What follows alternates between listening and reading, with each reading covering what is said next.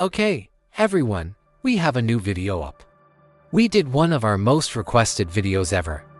I don't know if you saw the video, but we had a whole bunch of people asking us to do a simulation of what the first star was like after the asteroid hit that killed the dinosaurs. I mean, it's not like we didn't think this was gonna be cool, but we were wrong about what the most interesting part would be.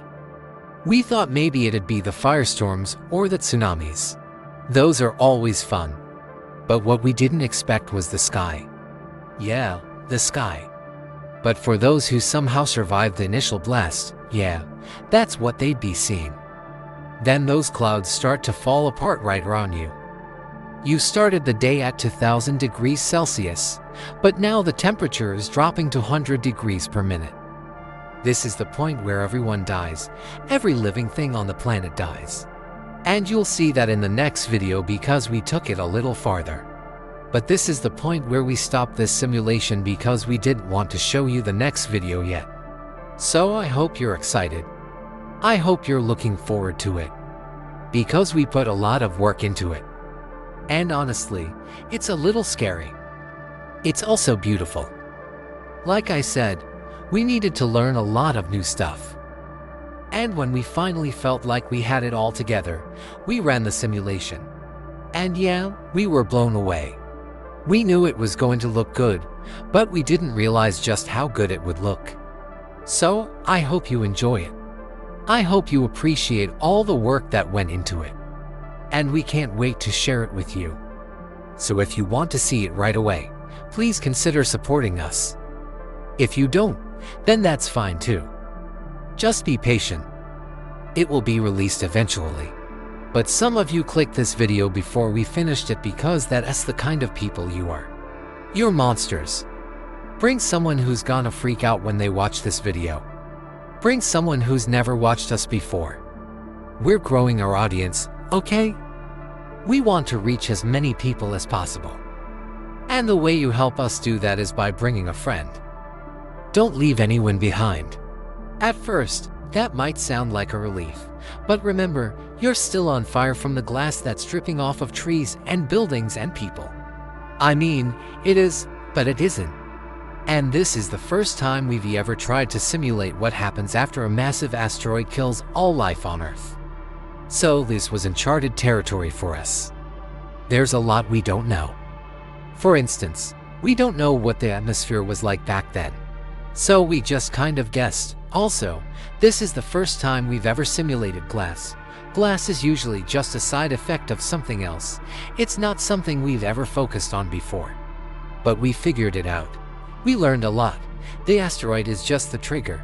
This is really a video about what happens after the asteroid hits. That's why we've been doing a lot of videos lately about different kinds of impacts and their aftermath. Because we're interested in what happens afterward. The impact itself is kind of boring. We've already seen one. So we kind of know how it goes. It's what comes next that matters. And now that glass is starting to cool and harden. And that cooling glass is binding to the hot stuff that is still on fire and making one giant mass. It's like putting a lid on a pot. It's holding all that heat in. So now you've got buildings on fire and people on fire and dinosaur skeletons on fire, all slowly cooling down, all slowly turning into glass, all slowly hardening. And the glass is trapping all that heat inside. And now you're getting glass rain down on you, and you're getting glass hailstones mixed with burning hot magma. It's really not a good time to be alive. Now, we don't know exactly how thick this glass layer is, but we do know that it's thick enough to block most of the sunlight. It wouldn't be pitch black, but it would definitely be dark enough that you couldn't see very well. Also, the sky isn't filled with individual particles. It's filled with huge clumps of debris that are sticking together. Some of these clumps are the size of houses. Others are the size of mountains. It's just raining glass sideways. Everywhere, the wind is so strong that it's impossible to stand up. So everyone is crawling around on the ground protecting their head trying not to breathe the glass particles in. And the glass particles are hot enough to burn your lungs if you breathe them in. That's the thing that we keep coming back to because we can't believe how cool it turned out. And yeah, it's pretty cool. We made a simulation for you, but here's something that none of us expected. There's no time for them to cool down properly. They cool extremely quickly. So instead of turning into solid rock, they end up turning into glass. These glass particles reflect the sunlight. That's why we say the sky is full of glass. It's not like shards falling from the sky or anything like that. It's just that everything's reflecting so much light. It's blindingly bright outside. So let me give you a little more detail. We're an hour into the impact. The asteroid is completely vaporized, and now there's a giant cloud of debris blocking the sun. The surface of the Earth is on fire everywhere. Oceans have been boiled away from many land masses. People and dinosaurs alike are being burnt alive. It's not so much dark as it is just full of glass. Every particle of rock in the air has been superheated to over 2000 degrees Celsius.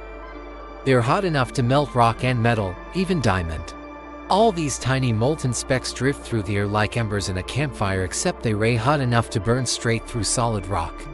So everything that doesn't get vaporized outright is coated with a layer of melted rock. The trees are dripping with it. The buildings are dripping with it. The people are dripping with it. The ground is dripping with it, and the sky is dripping with it. Now, normally when things cool, they solidify into a regular old solid. But these pieces of debris are moving too fast. And let's be honest, most people wouldn't be around to see it. And then it gets worse because all these glass particles are mixing with water vapor in the atmosphere. That forms huge clouds of silica. Also, since the sun is blocked by all this debris, the temperature of the surface of the Earth is dropping very fast. This might be the worst part of the entire day, though. But here's the thing, even though it seems like this video is about the asteroid hitting the Earth, it's actually not. We also wanted to try and make a simulation that is scientifically accurate while also being a fun movie. And we've applied all that knowledge to make the next video even better. But we need to make sure that everyone's ready. So that's why we're telling you to bring a friend. We've been working on this video for over 2 years. Like I said, we're releasing this video early for Patreon supporters. Anyway, I hope you're excited for the next video. I hope you're ready for it, and I hope you brought a friend. Goodbye.